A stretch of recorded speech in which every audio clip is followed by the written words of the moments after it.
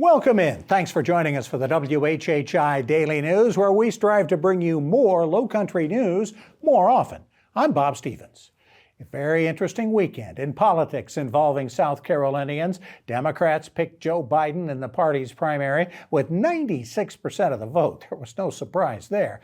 The surprise might have been for those of you who stayed up late Saturday night and witnessed Nikki Haley in the opening sketch of Saturday Night Live, asking questions of the comic Donald Trump before getting to utter that famous phrase, "Live from New York, it's Saturday night." Early voting in the Republican primary, which any registered voter who did not vote in the Democratic primary can do, begins next Monday, the 12th. Of course, primary day is the 24th. The new operators of the Defusky ferry service have heeded the Captain Brody-like request to get a bigger boat.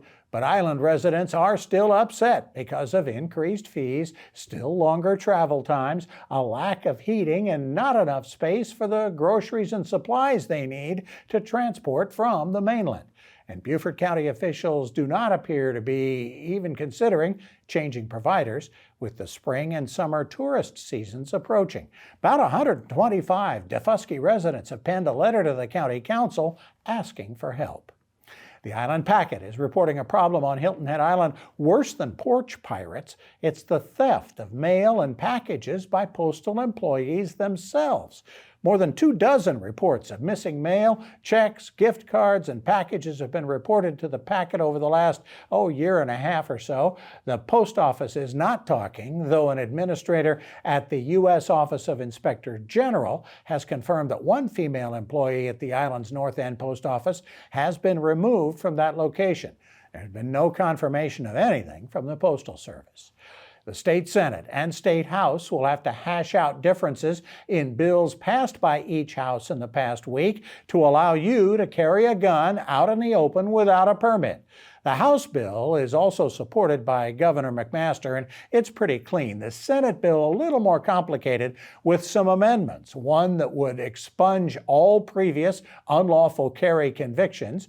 Another would allow businesses to post signs prohibiting concealed weapons. And another would offer training programs in every county of the state. Many law enforcement officials still have come out against any open carry bill.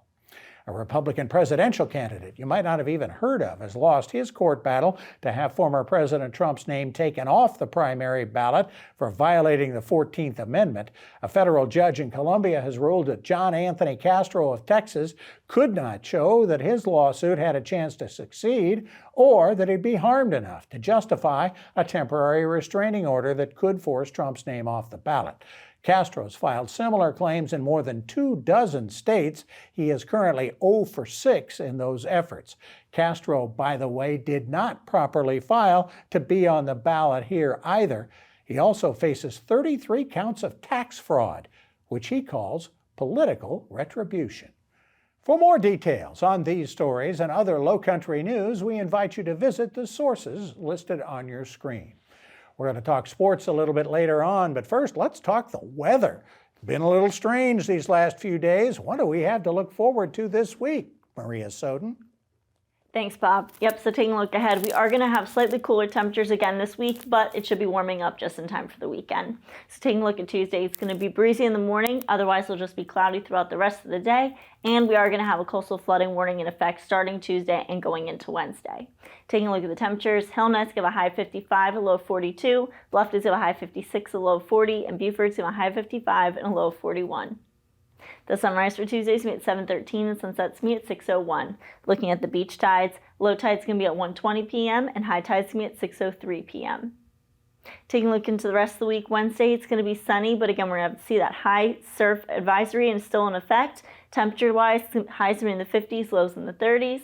Then come Thursday, it's going to be partly cloudy with highs in the 50s and lows in the 30s and 40s again. And then come Friday, it's going to be sunny to partly cloudy with the highs getting back up into the 60s, lows in the upper 40s. That's it for today. Let's head back to the desk.